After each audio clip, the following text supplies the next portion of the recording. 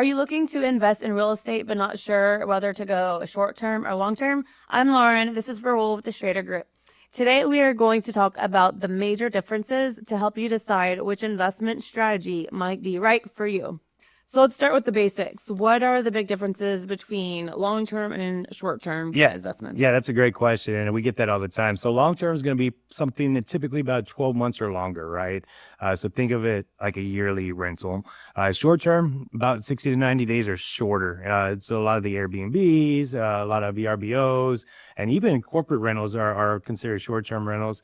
But now with the market changing and things like that, and people trying to, wait to figure out what they're going to do next, those have become pretty popular. So let's talk about the pros and cons, shall we? Yeah, absolutely. So what are some of the pros for short-term? Yeah, so some of the pros are you're able to charge a little bit more, right? So it's more of like that Airbnb where if your peak season, your house is located somewhere in a hot spot downtown or something that's bringing in that opportunity for people to be a part of the party, if you will, you're able to maximize your dollars.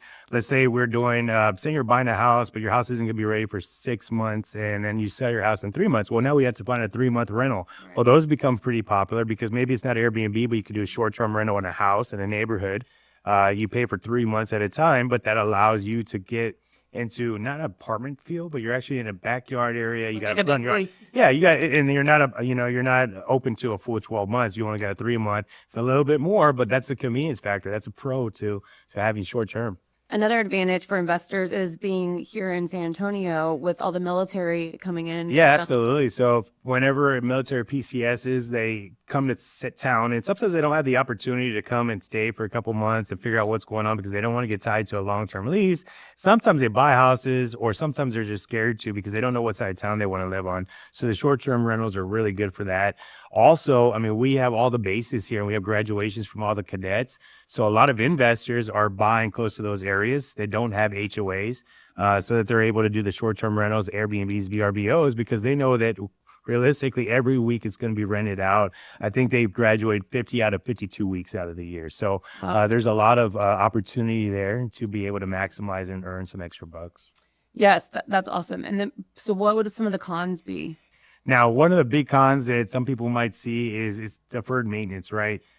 People will be coming through the house and going through there. So you want to make sure you have stuff on the floor that's durable. So like any kind of laminate, vinyl planking or anything like that, that's really good. But you don't want to have fancy furniture because you're going to have kids running and jumping off of things. But you also want to be accessible to the fact that you might need to make touch-ups along the way.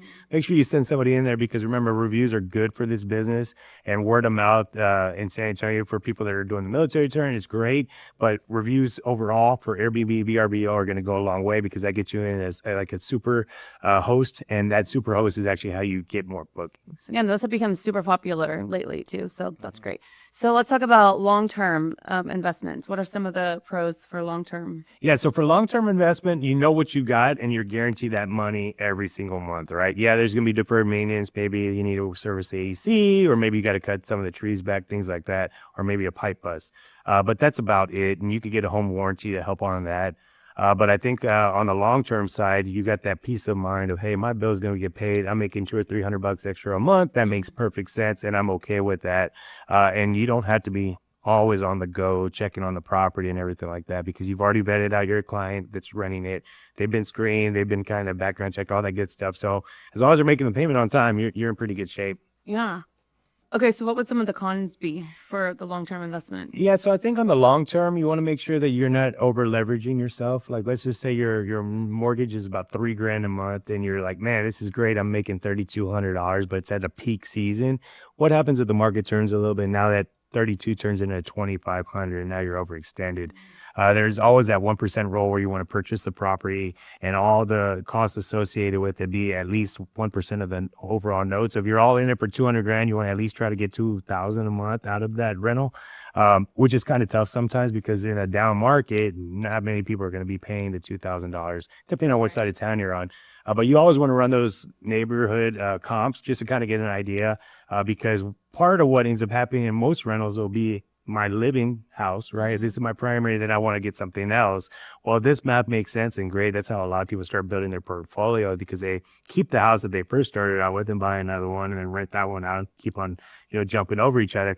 But making sure that the math works and making sure we're keeping up with, service plans and getting, the AC serviced and checking out on every big ticket item to ensure that the longevity is there.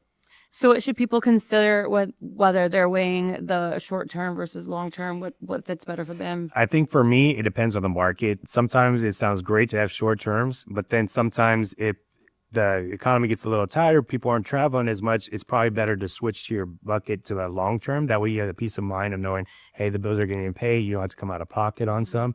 Remember, if you're doing a long term, you don't have to pay for utilities, right? No electric or water. But if you're doing short term, you're covering that as part of your monthly. So you got to make sure you're accounting for that. Plus, then there's other management fees, cleaning fees, and all that other stuff on short term. So unless you're going to make your mortgage and all your expenses plus money, then I would definitely consider short term. But if you're not going to make all that, you might want to transition into long term and just kind of coast it until we get a better season or better, rental. Yeah. And for short term, I would also think like location, like if it's a touristy spot or vacation spot, Yeah, no, and anything downtown, anything by, the military bases, those have been really, really good. But the real idea is if you're in an HOA, a lot of times they say that short terms are not allowed. So that would mean anything 90 days or shorter, they're not going to allow you to do it. So you got to be conscious of that as well. But yeah, you're right. Most of the older homes downtown aren't in HOAs. So that's why Airbnbs are really popular out there, or VRBOs, because you're able to do that short-term rental without an issue. Oh, that's good to know. He knows his stuff. Please reach out. Feel free to reach out if you have any questions. We'd love to hear from you. Thank you so much. Have a blessed day. We'll talk to you soon.